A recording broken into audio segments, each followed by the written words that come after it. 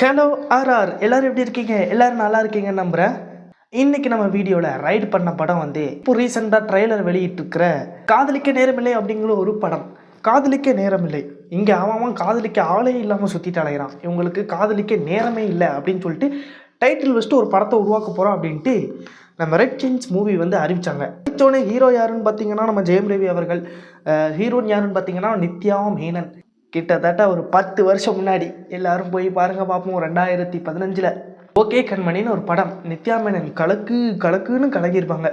அதே மாதிரி இந்த படத்துலையும் கலக்குன்னு கலக்குவாங்கன்ட்டு ஒரு நம்பிக்கை இருக்குது. அப்புறம் அதே ஜெயம் ரவி அவர்கள் கொஞ்சம் பழைய படம் எங்கேயும் காதல் அப்படிங்கிற ஒரு படத்தில் அவர் கலக்குன்னு கலக்கியிருப்பார். இவங்க 2 பேரும் சேர்ந்து இந்த படத்தில் கலக்குன்னு கலக்குவாங்கன்ட்டு எல்லாரும் எதிர்பார்ப்போம். அதே மாதிரி கலக்குறாங்களான்ட்டும் வெயிட் பண்ணி பார்ப்போம். இந்த படம் என்னைக்கு ரிலீஸ் ஆகுதுன்னு கேட்டிங்கன்னா பொங்கல் அப்படின்னு சொல்லிட்டு ஜனவரி 14 இந்த படத்தை நாங்கள் ரிலீஸ் பண்ண போகிறோம் அப்படின்னு சொல்லிட்டு படக்குழு அறிவிச்சிட்டாங்க. எல்லாருக்கும் ஒரே சந்தோஷமாயிடுச்சு. பொங்கலுக்கு ஒரு சூப்பர் படம் கிடைக்க போது. ஒரே கன்று சுடுற படமும் ஃபைட்டிங் படமும் ஆக்ஷன் படமும் பார்த்து மனசில் ரொம்ப பாரமாயிடுச்சு. ஒரு தேட்டரில் போய் நல்ல ஒரு படம் பார்க்க போகிறோம் அப்படிங்கிற ஒரு ஃபீல் வரும் அப்படின்ட்டு இந்த படத்துக்கு நான் ஆசைப்பட்றேன். ஏன்னா கங்குவான ஒரு படம், அதை கத்துவாங்கிற வரைக்கும் கொண்டு போயிட்டாங்க. அவ்வளோ காதே 2 காது வந்து அவுட் ஆகிற மாதிரியான ஒரு படம் அப்படின்னு சொன்னாங்க. ஆனால் அந்த படத்தை பற்றி நான் எந்த ரிவ்யூவும் போடலை. ஏன்னா நான் இப்போ தான் ரிவ்யூ ஸ்டார்ட் பண்ணியிருக்கேன். நம்ம காதலிக்க நேரமில்லை தான் என்னுடைய முதல் ரிவ்யூ. ஓகே, ஜனவரி 14 ரிலீஸ் ஆக போகிற இந்த படம் ஒரு லைட் ஹார்ட்டட் மூவியாக இருக்கும்ட்டு எக்ஸ்பெக்ட் பண்ணலாம். ஏன்னா ட்ரெய்லர் அப்படி தான் இருக்குது. ட்ரெய்லரை பார்க்கும்போது நம்மளுக்கு என்ன தெரியுதுன்னா, இந்த படம் ஒரு ஃபைட் சீன்லாம் அவ்வளோவா இருந்த மாதிரி தெரியாது. ஸோ மனதிற்கு நிம்மதியான படம், நல்லா உட்காந்து பார்க்கக்கூடிய படம். நம்ம தமிழ் சினிமாவில் இப்போ தொடர்ந்து ஆக்ஷன் சினிமாவை பார்த்துட்ருக்கோம். இப்போது லைட் ஹார்ட்டட் மூவி அப்படின்னு நினைக்கும் போது ரொம்ப சந்தோஷமாக இருக்குது. இதோடைய கேரக்டர்ஸ், அதாவது உள்ளே வருபவர்கள் பார்த்திங்கன்னா ஜெயம் ரவி அவர்கள், நித்யா மேனன் அவர்கள் மற்றும் the comedy king Yogi Babu அவர்கள். இந்த யோகி பாபு, நித்யா மேனன், நம்ம ஜெயம் ரவி சார் இவங்களுடைய காம்போ நல்லா இருக்கும்ட்டு நம்புவோம். அப்புறம் இதை தவிர்த்து பேட்ச் ஒர்க் அப்படின்னு பார்க்கும்போது நம்ம ஏஆர் ரகுமான் அவர்கள் உள்ளே வராங்க. ஏஆர் ரகுமானுக்கு இங்கே என்ன கேரக்டர்னு பார்த்தீங்கன்னா நடிக்கெல்லாம் கிடையாது, மியூசிக் டைரக்டர் அவர் தான். மனோ சார் வந்து சிங்கராக பாடியிருக்காரு. அவர் பாடின பாடல்கள்லாம் எப்படி இருக்குன்னு உங்களுக்கே தெரியும். ஹார்ட் டச்சிங்காக இருக்கும். அதே மாதிரி இங்கேயும் டச் பண்ணுதான்ட்டு வெயிட் பண்ணி பார்ப்போம். அப்புறம் இவங்கெல்லாம் ஓகே, டேரக்டர் யார்டான்னு போய் பார்ப்போமேனு பார்த்தா அந்த ட்ரெய்லரில் டேரக்டர்னு ஒரு பேர் போட்டிருக்கு. அது யாருடைய பேர்னா கிருத்திகா உதயநிதி. அப்படி தானே நினைக்கிறீங்க? படம் நல்லா இருக்கும்ட்டு நம்புவோம். கிட்டத்தட்ட கிருத்திகா உதயநிதி ஒன்றும் சலிச்சவங்க கிடையாது. கிட்டத்தட்ட ஒரு 3 படங்கள் கொடுத்துருக்காங்க. ஒரு வெப் சீரிஸ் 24 கொடுத்துருக்காங்க. இவங்களும் ஒன்று சலிச்சவங்க இல்லைன்ட்டு நான் நினைக்கிறேன்.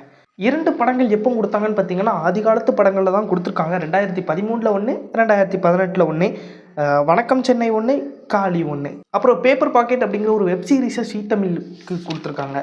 அப்புறம் 2025 தான் அவங்களுடைய மிகப்பெரிய படம், நம்ம ஜெயம் ரவி அவர்களை வச்சு இயக்குன படம் தான் இந்த காதலிக்க நேரமில்லை படம்.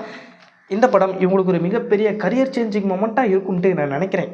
அப்புறம் விளையாட்டாக ஒன்று சொல்லியிருந்தாங்க, ரெட் செயின்ஸ் மூவிக்கு நான் ஓனர்ஸ் கிடையாது, நான் டேரக்டர் மட்டும்தான், ஓனர் வந்து அவரு அப்படின்னு சொல்லியிருந்தாங்க. அந்த அவர் யாருன்னு எல்லாருக்குமே தெரியும், உதயநிதி ஸ்டாலின் அவர்கள். அதே மாதிரி ஜெயம் ரவி அவர்களுக்கு ஒரு மிகப்பெரிய இஷ்யூ இப்போ போயிட்டு இருந்துச்சு. அந்த இஷ்யூக்கு அப்புறம் வர்ற படம் அப்படிங்கிறதுனால மிகப்பெரிய எதிர்பார்ப்பு இருக்குது. எதிர்பார்ப்பை பூர்த்தி செய்வாங்களான்ட்டும் வெயிட் பண்ணி பார்க்கலாம். அப்புறம் ரைட் அண்ட் டைரக்டர் சொல்லியாச்சு நம்ம கிருத்திகா உதயநிதி மேடம்.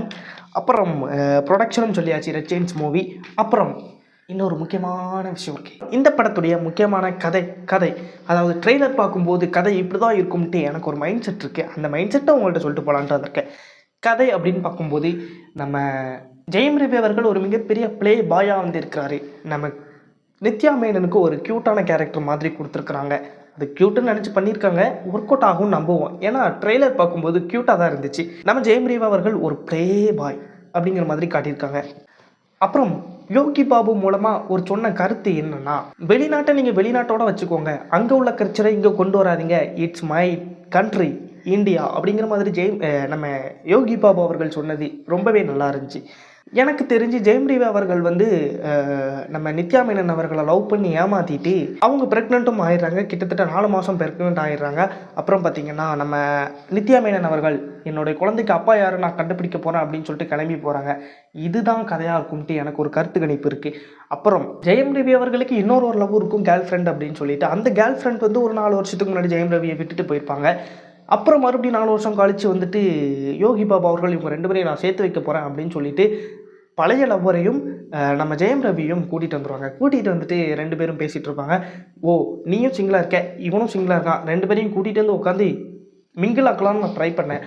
ஆனால் கூடைக்குள்ளே வந்த ஒருத்தவங்களுக்கும் இப்படி ஒரு ஸ்பார்க் பற்றிக்கிடும்ட்டு நான் எதிர்பார்க்கல அப்படின்னு சொல்லிட்டு நம்ம யோகி பாபா அவர்கள் சொல்லிகிட்டு இருப்பாங்க. அப்போது தான் எனக்கு புரிஞ்சு ஒரே கல்லில் 2 மாங்காவாக இருக்குமோ அப்படின்ட்டு.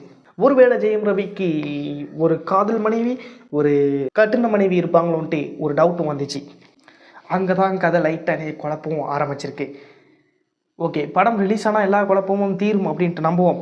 இந்த படத்தில் என்னெல்லாம் இருக்கும்னு நீங்கள் எக்ஸ்பெக்ட் பண்ணலான்னா, ஆக்ஷன் மட்டும் கம்மியாக இருக்கும். மித்தபடி டான்ஸ் வேணுமா டான்ஸ் இருக்குது, பாட்டு வேணுமா பாட்டு இருக்குது. ஏன்னா மியூசிக் டைரக்டர் யார், ஏஆர் ரஹ்மான்ஸ் யார். ஃப்ரெண்ட்ஷிப் வேணுமா ஃப்ரெண்ட்ஷிப் இருக்குது, லவ் வேணுமா லவ் இருக்குது, எமோஷன் வேணுமா எமோஷன் இருக்குது, துரோகம் வேணுமா அதுவும் இருக்குது, ஏமாற்றம் வேணுமா அதுவும் இருக்குது, ஏக்கம் வேணுமா அதுவும் இருக்குது அப்படின்னு சொல்லிட்டு ஒட்டுமொத்த எமோஷன்ஸையும் ஒரு படத்தில் கொண்டு வந்திருக்காங்கன்ட்டு தைரியமாக சொல்லலாம். ஏன்னா ட்ரெய்லர் பார்க்கும்போதே அப்படி தெரியுது. லாஸ்ட்டில் ஏதோ ஒரு கருத்து சொல்லி முடிப்பாங்களோன்ட்டு தோணுது. அந்த கருத்தை அவங்க எப்படி சொல்லி முடிக்க போகிறாங்கன்ட்டு யாருக்குமே தெரியாது. எப்படி முடிக்கிறாங்கன்ட்டு வெயிட் பண்ணி பார்ப்போம். ஜனவரி 14 இந்த படம் ரிலீஸ் ஆன பிறகு இந்த படத்துக்கான ஒரு முழு ரிவ்யூவை நான் கண்டிப்பாக போடுவேன். மறக்காமல் பாருங்கள். அப்படி பார்க்கணுன்னா நீங்கள் என்ன பண்ணணும், நம்ம சேனலை சப்ஸ்கிரைப் பண்ணி வச்சுக்கணும்ல. சப்ஸ்கிரைப் பண்ணி வச்சுக்கோங்க. பாய்.